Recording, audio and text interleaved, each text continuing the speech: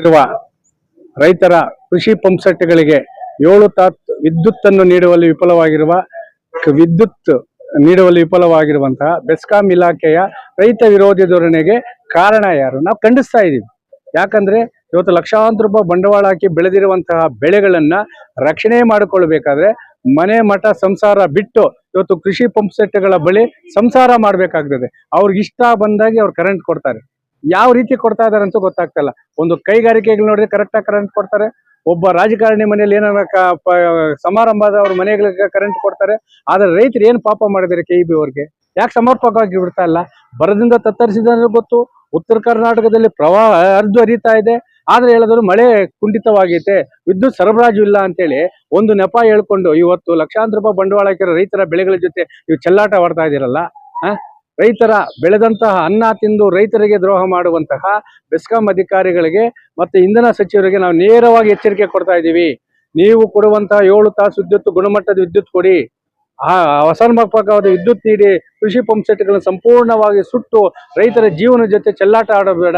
ಒಂದು ಕಡೆ ಬರ ಇದೆ, ಒಂದು ಕಡೆ ಬೆಳೆದಂತಹ ಬೆಳೆ ಸಂಪೂರ್ಣವಾಗಿ ಬೆಲೆ ಇಲ್ಲದೆ ಇವತ್ತು ರಸ್ತೆಗಳು ಚೆಲ್ತಾ ಇದೀವಿ.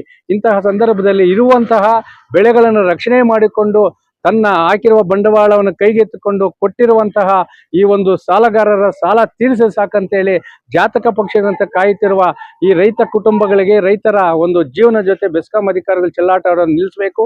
ಗುಣಮಟ್ಟದ 7 ತಾಸು ವಿದ್ಯುತ್ತನ್ನು ನೀಡಲೇಬೇಕು.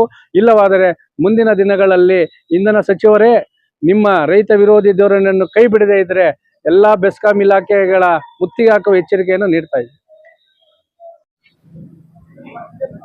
ನಮ್ಮ ಕೋಲಾರ ಜಿಲ್ಲೆಗೆ ಕೈ ನೀಡಿದ್ದು ರೈತರ ಪಾಲು ಅಧೋಗತಿ ಆದಂಗೆ ಆಗ್ಬಿಟ್ಟಿದೆ. ಯಾವ ಬೆಳೆಗೂ ಮಳೆ ಇಲ್ಲ, ವ್ಯವಸಾಯ ಮಾಡೋದಿಕ್ಕೆ ಕರೆಂಟ್ ಸಹ ಸರಿಯಾಗಿ ನೀಡ್ತಾ ಇಲ್ಲ. ಕೊಡೋ 4 ತಾಸು ಕರೆಂಟ್ ಸಹ ಮಧ್ಯೆ ಮಧ್ಯೆ ನಿಂತು ಹೋಗ್ತಾ ಇರುತ್ತೆ. 10 ನಿಮಿಷಕ್ಕೊಂದ್ಸತಿ, ಅರ್ಧ ಗಂಟೆಗೊಂದ್ಸತಿ ಕರೆಂಟ್ ಆಫ್ ಮಾಡಿ ನೀಡ್ತಾ ಇದ್ದಾರೆ.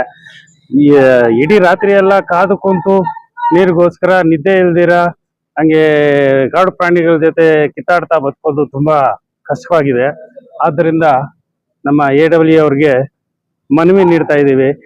ಕೊಡೋ ಕರೆಂಟ್ ಅನ್ನ ಸರಿಯಾದ ಸಮಯದಲ್ಲಿ, ಅಂದ್ರೆ ಮುಂಜಾನೆ ಅಥವಾ ಸಂಜೆ ಇಂಥ ಟೈಮಲ್ಲಿ ಕೊಟ್ರೆ ಯಾವುದೇ ಅನಾಹುತ ಆಗ್ದಿರ ರೈತರ ಪ್ರಾಣ ಉಳಿಸ್ದಂಗೆ ಆಗ್ತದೆ.